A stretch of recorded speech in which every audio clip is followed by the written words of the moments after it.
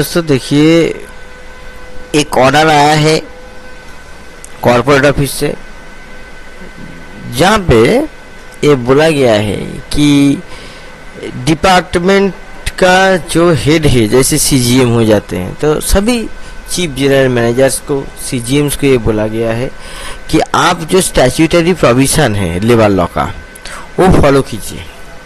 और ये जो खबर है, ये बीएसएनएल एम्प्लॉयज़ यूनियन ने अपना ऑफिशियल वेबसाइट पे साझा किया है।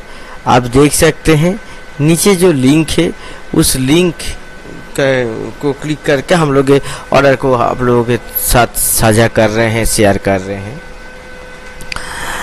तो देखिए, ये जो ऑर्डर निकला है ये 19 तारीख को निकला है, ठीक है।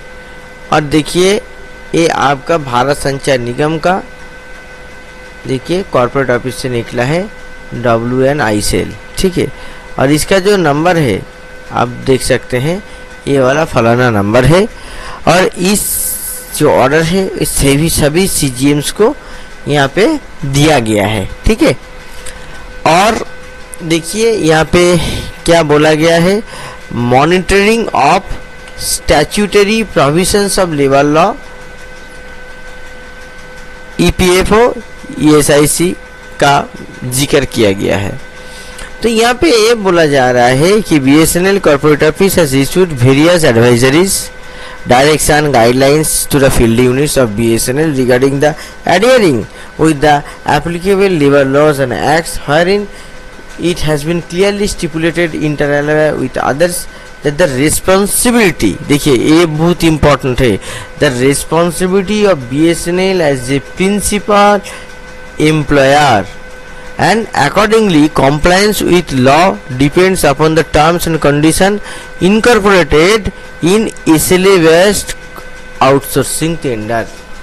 तो यहाँ पे ये बात बोला जा रहा है कि कॉर्पोरेट ऑफिस तो पिछले बहुत टाइम से बहुत गाइडलाइन, डायरेक्शन, एडवाइजरीज दिया है। जैसे अभी ये जो है ये एक एडवाइजरी है, ठीक है, ये एडवाइजरी जारी किया गया है। तो ऐसे दिया है कि बीएसएनएल जो फील्ड ऑफिस है, फील्ड ऑफिस को कोई भी टेंडर जब बनाता है, कोई भी काम जब करता है, तो उसको ये ध्यान में रखना है कि प्रिंसिपल एम्प्लॉयर बीएसएनएल है और उसी हिसाब से उसका अकॉर्डिंग कॉम्प्लायंस करना है लॉ का, जब इसलिए वेस्ट टेंडर आउटसोर्सिंग किया जा रहा है। तो ये बात बोला है। देखिए, इसका मतलब ये है कि अगर आप इसलिए वेस्ट आउटसोर्सिंग कर रहे हैं, ठीक है, तो आपको जो नियम है, नियम का फॉलो करना है।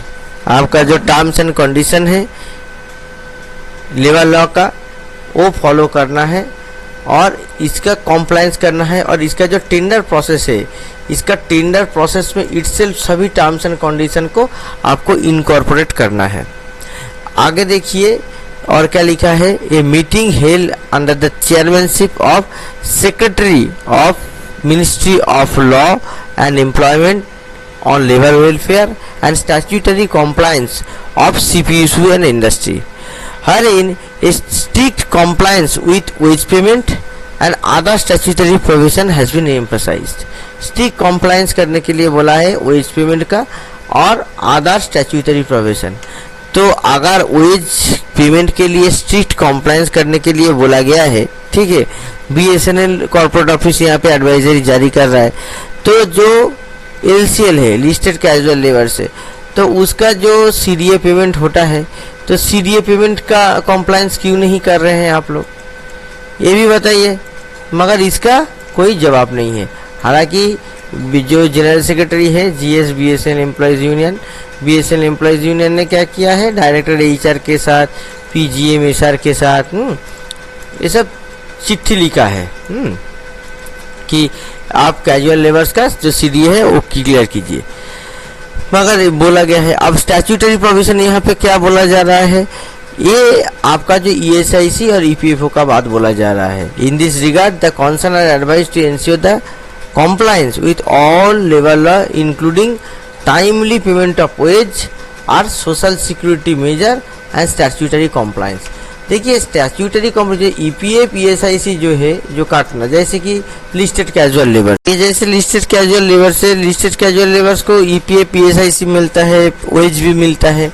तो यहाँ पे क्या है कि यहाँ पे जो टाइमली पेमेंट ऑफ ओएच, यानी कि जो प्रोविजन से गवर्नमेंट प्रोविजन बोल रहा है कि आपको 10 तारीख के अंदर आपको ओएच पेमेंट करना है, ठीक है।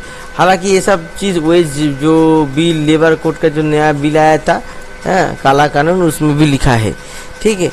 अब देखिए ये जो आपका हो गया, मगर यहाँ पे स्टैट्यूटरी प्रोविजंस क्या है, स्टैट्यूटरी कॉम्प्लायंस जो आपका जो सैलरी होता है, सैलरी का मतलब क्या है, सैलरी में 2 कंपोनेंट होता है, एक बेसिक होता है, एक डीए होता है। तो सुप्रीम कोर्ट का ऑनरेबल सुप्रीम कोर्ट का जो जजमेंट है उसमें ये बोला गया है, ये जो डीए है, DA is also part of salary. तो डीए को आप सैलरी से अलग नहीं कर सकते हैं। तो टाइमली पेमेंट ऑफ वेज जो हो रहा है, तो जैसे सैलरी का पार्ट अगर है तो वेज का पार्ट में भी आपका डीए आता है।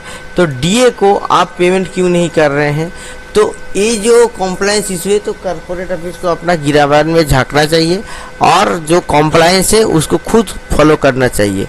सिर्फ इसलिए बेस्ड टेंडर पे प्रिंसिपल एम्प्लॉयर का जो जिम्मेदारी है उसको इनकॉर्पोरेट करने के लिए ये जो लेटर लिखा गया है, देखिए ये आपका ऑर्डर कॉपी है, सभी बीए हेड्स को दिया गया है महाराष्ट्र सर्कल, क्योंकि ये महाराष्ट्र सर्कल से ही ये चिट्ठी का ओरिजिनेशन आया है। अब देखिए यहाँ पे एक बात है, ये जो एसएलए बेस्ड जो टेंडर में कॉम्प्लायंस करने के लिए बोला गया है, मतलब क्या है, देखिए 30 आदमी है, अगर 30 आदमी का टेंडर आपका हुआ है तो सोचिए एक आदमी अगर 1000 रुपया तनख्वाह मिल रहा है, ठीक है, मान लेते हैं, ठीक है, तो आपका कितना खर्चा हुआ, 30,000 रुपया खर्चा हुआ एक महीने में।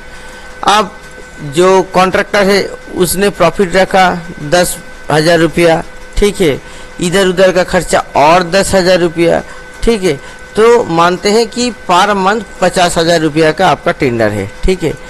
अब ये जो पोजीशन है, इस पोजीशन में बोल रहा है कि आपको स्टैट्यूटरी कॉम्प्लायंस करना है, यानी कि आपका जो मिनिमम वेजेस है वो मिनिमम वेजेस आपको यहाँ पे देना है। तो डिपार्टमेंट क्या उसी हिसाब से अपना बजट को बढ़ाएगा? नहीं, यहाँ पे जो नंबर है जो कॉन्ट्रैक्ट वर्कर से नंबर को घटा देगा। तो इससे जो लेबर से जो काम कर रहे हैं उनका बहुत फायदा होगा। ये नहीं, जो काम करेंगे उनका वेतन जो है वो एज पर लॉ मिलेगा, मगर बाकी जो कर्मचारी है, कर्मचारी छटाई होने का भी एक बात यहाँ पे रहेगा, ठीक है। ये तो आपका हो गया कॉन्ट्रेक्चुअल। और दूसरा जो कैजुअल लेबर्स का बात में, कैजुअल लेबर्स का मैं पहले ही बोला था, जो ये जो कॉर्पोरेट ऑफिस का कॉल है एलसीएल का, तो यहाँ पे जो सेक्रेटरी है, सेक्रेटरी लॉ मिनिस्टर, वो क्या मना करके रखे हैं? आप देख क्यों नहीं रहे हैं? कोर्ट में जाके क्या बोलेंगे? कोर्ट में जाके ये बोलेगा कि नहीं हमारे पास पैसा नहीं है।